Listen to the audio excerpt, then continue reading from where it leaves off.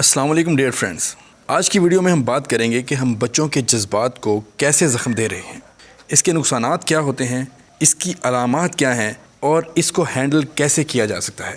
میں امید کرتا ہوں کہ اگر آج کی یہ چھوٹی سی ویڈیو آپ مکمل دیکھ لیں تو یہ آپ کو اور آپ کے بچوں کو معاشرتی تباہی سے بچانے کے لیے کارگر ثابت ہو سکتی ہے۔ تو آئیے وقت کو ضائع کیے بنا شروع کرتے ہیں آج کی ویڈیو کو۔ سب سے پہلے تو ہم بچوں کے جذبات کو کیسے زخم دے رہے ہیں۔ نمبر 1، بچے کو کمتر محسوس کروانا۔ نمبر 2، اس کی تحقیر کرنا۔ نمبر 3، اس کو ورتھ لیس محسوس کروانا۔ نمبر 4، اس کو جذباتی طور پر اکیلا اور تنہا کرنا۔ نمبر 5، اس کا موازنہ کرنا، کمپیئر کرنا۔ نمبر 6، اس کا مذاق اڑانا۔ نمبر 7، اس کی شکل، رنگ، قد کا مذاق اڑانا۔ اور نمبر 8، اس کو ریجیکٹ کرنا۔ اور یہ سب کام ہماری زبان اور جملے کرتے ہیں۔ اس کے نقصانات کیا ہوتے ہیں؟ نمبر 1، بچہ کنفیوز ہو جاتا ہے۔ نمبر 2، وہ کسی کو بتا نہیں پاتا، اس کے پیارے ہی یہ سب کر رہے ہوتے ہیں تو اسے سمجھ نہیں آتی کہ کس کو بتاؤں۔ نمبر 3، وہ ڈر جاتا ہے، ڈپریس ہو جاتا ہے۔ نمبر 4، جو صلاحیت ہوتی ہے وہ ختم ہو جاتی ہے، کانفیڈنس تباہ ہو جاتا ہے۔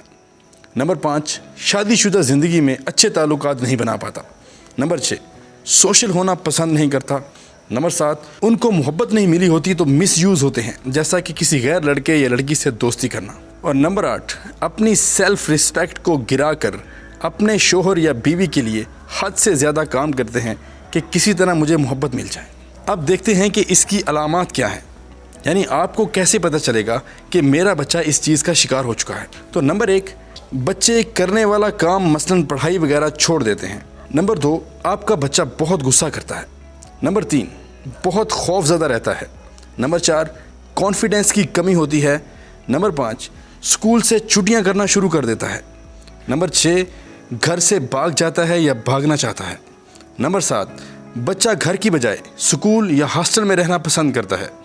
نمبر 8، بغاوت والا رویہ ہو جاتا ہے، والدین غصہ کرتے ہیں تو وہ بھی اتنا ہی غصہ ان کو دکھاتا ہے۔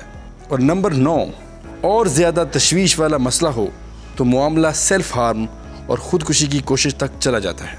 اب لاسٹ میں بات کرتے ہیں کہ اس سب سچویشن کو ہینڈل کیسے کیا جائے۔ تو دوستو، نمبر 1، بچے کی پریشانی کو سمجھیں، کنسرنڈ ہوں، یہ مت سوچیں کہ وہ جان بوجھ کر تنگ کرتا ہے۔ نمبر 2، بچے کی تحقیر مت کیجیے، اگر آپ ایسا کریں گے تو وہ خود کو بے وقت سمجھنا شروع کر دے گا۔ نمبر 3، بچے کو توجہ دیجیے ورنہ اس میں حسد پروان چڑھے گا۔ نمبر 4، بچے سے اس کی عمر سے زیادہ پڑھائی کے لیول اور ان کی صلاحیت سے زیادہ توقع مت لگائیں۔ نمبر 5، حد سے زیادہ روک ٹوک مت کریں کہ وہ سانس بھی آپ کی مرضی سے لیں۔ نمبر 6، بچے کو اس کے دوستوں، کزنز، بہن بھائیوں سے کمپیئر مت کیجیے، نہ ہی یہ کہیے کہ ہم تو اس عمر میں یہ کیا کرتے تھے۔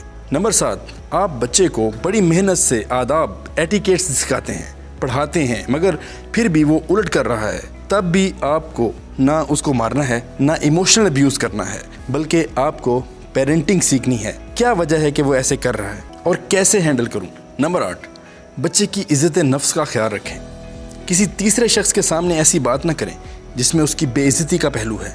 وہ تیسرا اس کی پھپھو، خالہ، ٹیچر، اس کا بہن بھائی، دادا دادی، کوئی بھی ہو سکتا ہے۔ حتیٰ کہ ڈاکٹر کے سامنے بھی اس چیز کا خیال رکھیں، یا تو بچے کے سامنے بات نہ کیجیے، یا الفاظ ٹھیک سے چنیں، یا کوئی بھی ارد گرد نہ ہو۔ کیا آپ پسند کریں گے کہ دوسروں کے سامنے کوئی آپ کی ایسی بات بیان کرے؟ اگر آپ سنگل پیرنٹ ہیں، آپ پر لوڈ ہے، لیکن آپ کو بچے کو تکلیف دینے کا حق نہیں۔ خود کو وکٹم نہ سمجھیں، بلکہ جو تقدیر کا فیصلہ تھا اسے قبول کریں۔ اور سب سے آخر میں، بچے کی شکل و صورت، رنگت، قد، موٹا ہونا، پتلا ہونا، ان باتوں پر جو مذاق اڑاتے ہیں اس کو عام سی بات نہ سمجھیں۔ ہم بچوں کو اس طرح بہت تکلیف دیتے ہیں۔